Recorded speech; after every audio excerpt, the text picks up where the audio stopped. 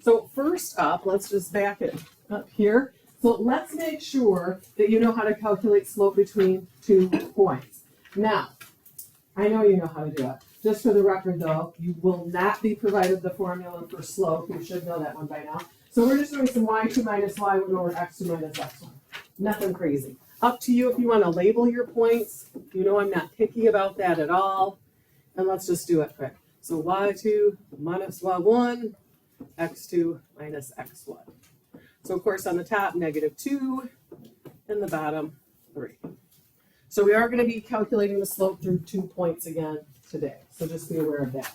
We're also going to practice graphing some lines today because we're going to do that also. Don't the negatives cancel out? Negative. Negative's on the top. Negative. Wait, never mind. Okay. I thought that was a negative. Nope, no worries, Carter. I just want to make sure I was on the same wavelength. Okay, so this is a review from Friday 2. If you remember, I know over the weekend it's easy to forget everything, we practiced plotting points and counting the slope from there. So that's all you have to do for the first line. I'm going to do it in blue. So I'm going to plot -1, 2. And then from that blue dot, we're going to count out your slope. Rise of 3, run 1. Now I'm going to put one more dot on just because we know I can't draw straight. Rise 3, run 1. Got it. Pretend I hit that point. All right, second one I'm going to do in red. So same idea, plot your point 2, 3. I'm going to give you a second to draw that second line. You count the slope. I have faith you can do it.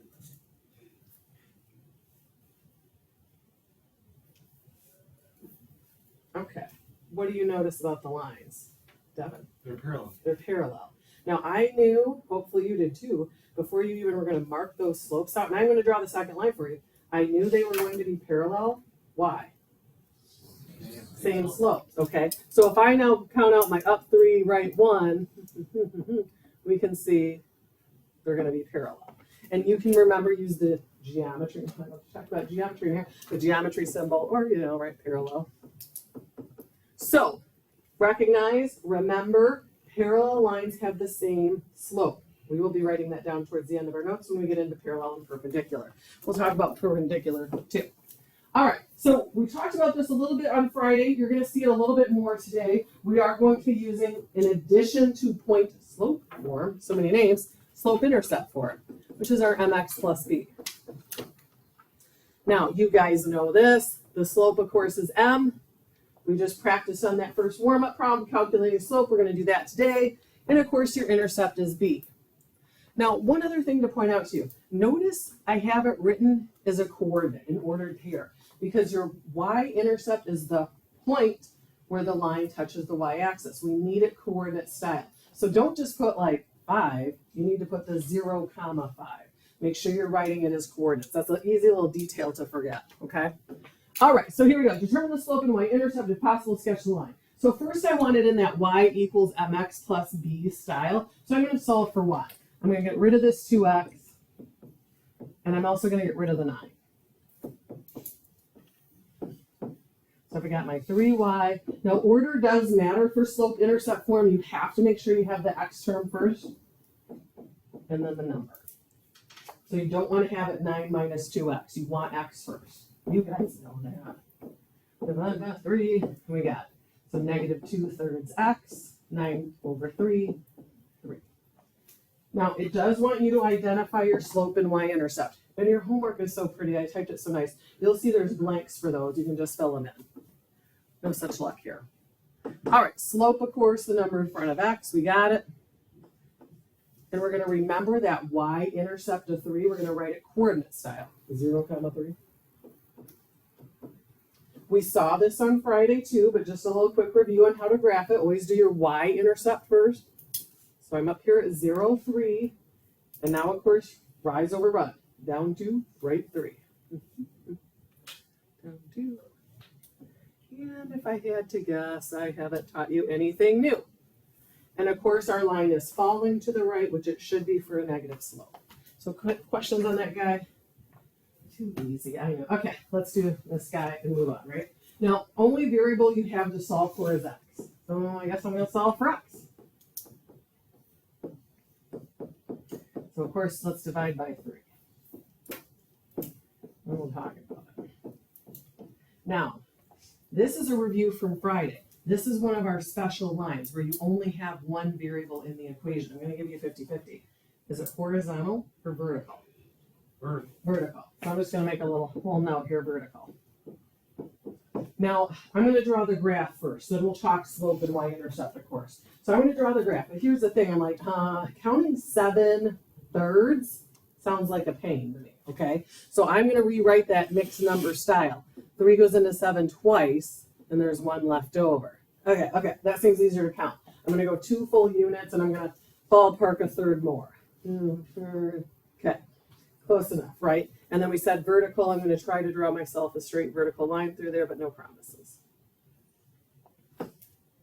Now we still have to identify the slope and y-intercept.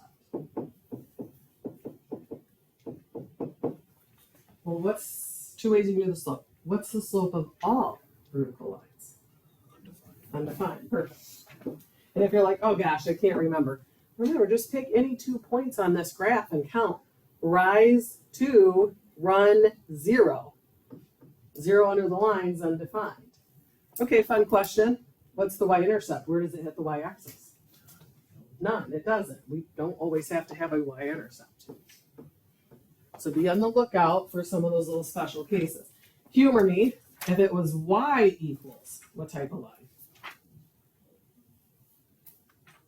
Slope intercept. If it was y equals negative 7/3, horizontal. Just for fun. Okay, so let's make ourselves a summary of all the different styles, forms of equations we're going to use. So I'm going to put the easy one on. We just reviewed slope-intercept form. Got it. We just did a vertical line that x equals negative 7/3. So those are always x equals a number, any number. We just reviewed, if I said if it was y equals just a number, horizontal. And then this bottom one is a review from Friday, a point slope form. That's your y minus y1. Okay. So one of the things we're going to have to do here in the upcoming problems is really a lot of them we're going to have to decide between the bottom 2. Now, clearly, they both have slope in them. So we're always finding the slope. Y2 minus y1 over x2 minus x1.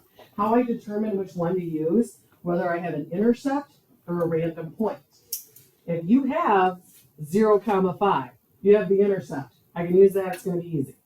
If I just have some rando point on the line, no 0, I'm going to have to go through like we did on Friday, point slope form.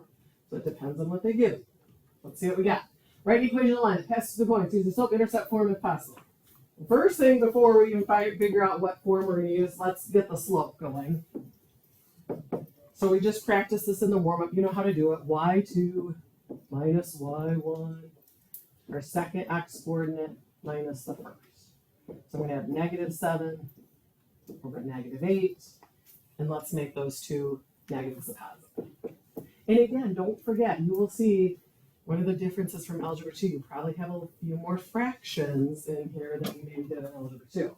Now, next decision is, which form am I using here? Look at the points.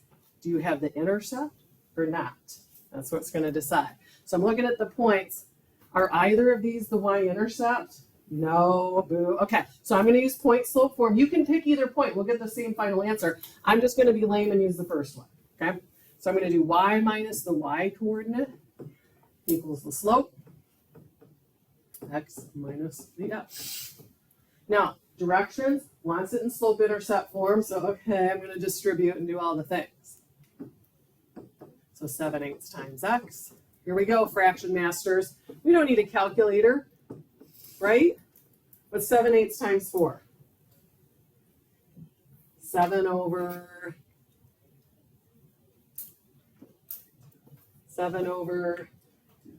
2. All right, let's add the 3.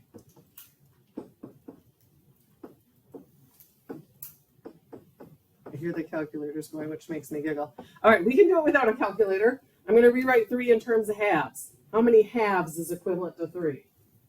6, I heard it. 6 over 2 is 3. So negative 7 plus 6 -1 over 2. Now, if I asked you for the old y-intercept, you could tell it to me. What's the y-intercept? 0, -1/2. Yep, now we got it. It's a little fraction, no big deal. Any questions about that? Okay, next thing, I've already kind of showed it to you once last week, but we're gonna start using it more and more throughout the year. So I wanna make sure we are good about adjusting our windows and stuff on our calculators here in a minute. So make sure, I heard some of you getting your calculators out, make sure you get your calculator out for the next problem, because we definitely need it. Now, same thing, slope is gonna be fun with the -2/3, but we can do it. So y2 minus 1, x2, and that's x1. Now clearly the bottom is the easy part. Let's fill that in, right? Okay, 1. So I'm going to think about 1 as a common denominator. 3/3 really is the same as 1, right? -2/3 minus 3/3. Again, you can use your calculator, but we should really do some of this by hand. Now, because the top's a fraction, I'm thinking about this as a fraction. When you divide two fractions by hand, you multiply by the what? Reciprocal. And this is actually going to turn out kind of nice, I think. Because when I flip that 5 over 1 to 1 over 5, 5's canceled. So -1/3. Not awful for a slope. Again, you can use your calculator. You know I like to do the fractions. Okay, look at your points. Are either of these points a y-intercept? No, me and I mean you guys today. So obviously, let's probably use the first one because you're probably a little fractioned out if I had to guess. So I'm going to do y minus the y coordinate equals our slope, x minus your x coordinate. Now, same steal, distribute, combine the like terms. You guys know how to put it in the slope-intercept form. So -1/3, -1/3 times -1. That's not so bad. Okay, we can add 1. We don't need a calculator. 1/3 plus 1 more, 1 and 1/3. Or I guess if you did it in your calculator, that would be the same as 4/3. I'm very glad we don't have to graph these with the fractions and the y-intercepts. Got it. All right, any questions on that? Okay, calculator time. Now, like I said, I've kind of showed you this already, but it's something that's going to keep coming up, so I just want you to be good with your calculators. So I've got some screenshots on here, nothing exciting for us. We talked about the window button. Our standard window is the 10 by 10. We're going to change some windows here in a minute. And remember, to get it back to, because we're going to change the window, to get it back to your standard window, you're going to hit zoom 6. Okay, so take a look at it, use your calculator, graph it. We're going to look at those different viewing windows. So just like normal, go to your y equals and just type that guy in. Of course, it's in slope-intercept form, slope -8, y-intercept 5, no big deal. Just because my calculator is covering up the numbers, I'm going to grab this. I'm just going to, for right now, hit graph. Let's just take a little look-a-loo here. Okay, that's, yeah, down 8, right 1, yeah, looks good. Okay, so I'm going to go into window now, and I'm going to change it to what it has under the first window. So it wants the x-min at -5, okay, and you can just type -5, type over it, hit enter. 5 for the max. X scale, that means it's counting by ones, that's the same, okay. Y-min -10, Y-min, okay. We don't have to worry about the bottom two ever. Let's hit graph. Okay, so just so we can put it in front of us, bless you, I'm just going to steal that over here. Now let's put in that second window. So looking at the second window. So x-min -5, so that's okay. I'm just going to hit enter and get to the next one. And once the max at 10, got it. X scale still 1, whew, -80. Yikes. Seems like a lot to me, but okay, 80. And then the Y scale, it's going to count by 20s. All right, let's hit graph. Okay. So I'm going to steal the picture here so we can talk about these. So let me put the pictures up so you get them side by side. Do those look like the same line? So your window can really distort your picture a lot, okay? So when I look at this, I was like, oh man, especially that right one, that really seems like it skewed the slope to me. Because a -8, a down 8, right 1 should be pretty steep. This is a lot more slanted. So when it says describe the differences, I'm not gonna get carried away here and write a paragraph. I'm just gonna say that it distorted the slope.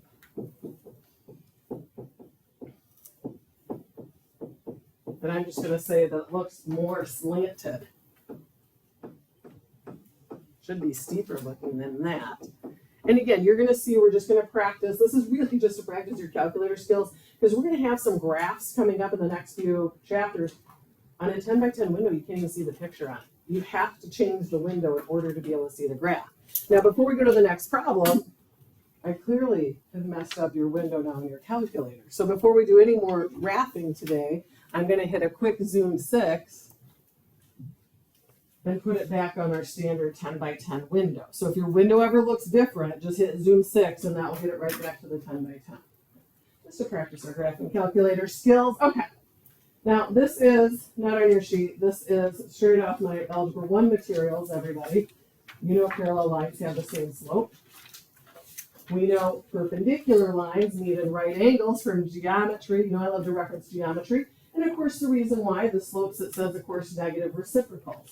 So let's clarify that and fill all this out here quickly. So, of course, parallel lines have the exact same slopes.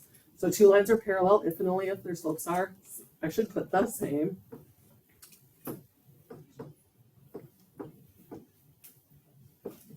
And then perpendicular slopes are opposite in sign. So you need one positive, one negative, and reciprocals. So 2/3, 3/2.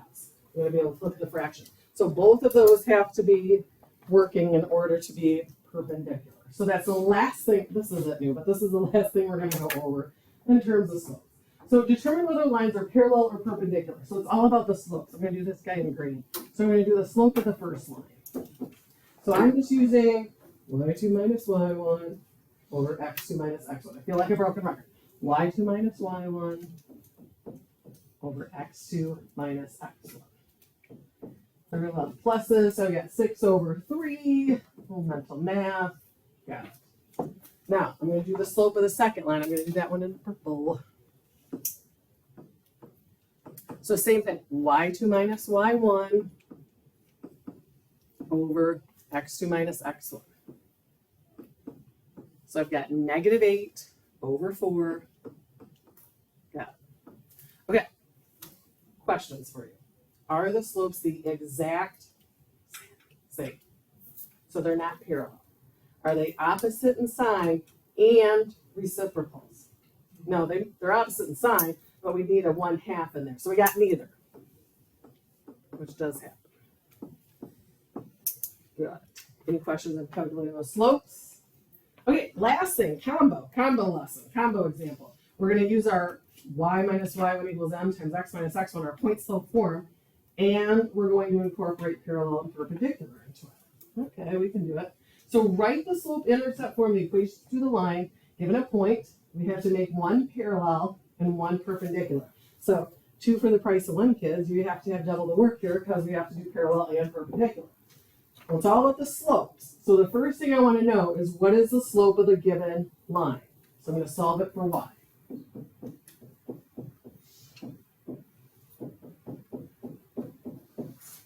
So I know you can look at that and you know what the slope is. I'm just going to write it down for dramatic emphasis. Okay. So now I'm ready for part A in green, the parallel. So I'm just going to look at the slope of the line. To make one parallel to that, I'm going to use the exact same slope. So I'm just stealing it. And it wants it to go through that point. So there's my info I need. I'm ready to go. Now, once again, some of you guys say -3, 2, not the y-intercept. If it was, boy, we'd be done in the blink of an eye. Random point on the line. So I'm going to use point slope form. 1 minus the y coordinate equals the slope, x minus the x. Now, I am going to distribute and clean that up in a minute, okay? But I'm going to set up B, the perpendicular. So I'm looking at the red, the original line, the red. To make it perpendicular, I need opposite sign and reciprocal. What are you going to use for a slope? 1. 1. because opposite, of course, positive. Reciprocal of 1 over 1. 1 over 1. So really, I'm rewriting this green line because we still have to go through that given same point. I'm rewriting this bottom green line, but I'm going to swap out the slope to a 1. There's a 1 slope. So I'm just going to go through and simplify and solve these for y. Probably you've already done it, and clean them up. So let's distribute -1 through. And then, of course, I'm going to add the 2. So negative x, I can't write top, negative x minus 1. Now, here's one little tip for you. Let's say you're on a quiz or a test. You're like, oh gosh, I don't know if I used the right slope. Did I switch a sign? Did I not? Or I don't know. Graph that original red one and your green one and make sure they run horizontal on your calculator. It's a quick, easy way to check with a graph. All right, let's do this one. Well, 1 times x plus 3, I got that. And then let's add the 2. Now, same thing. If you're worried you missed a sign or you did something wrong, graph the original red equation and the blue one, and you'll see they meet 90-degree angles on your calculator. Quick, easy way to check it if you're ever worried, okay? Last one we're going to do. And I don't know why sometimes this gets people when I only put one variable in. Okay? So let's solve it. I'm going to add the 2. That's really my only play. We have seen that. What special type of line is just y and a number?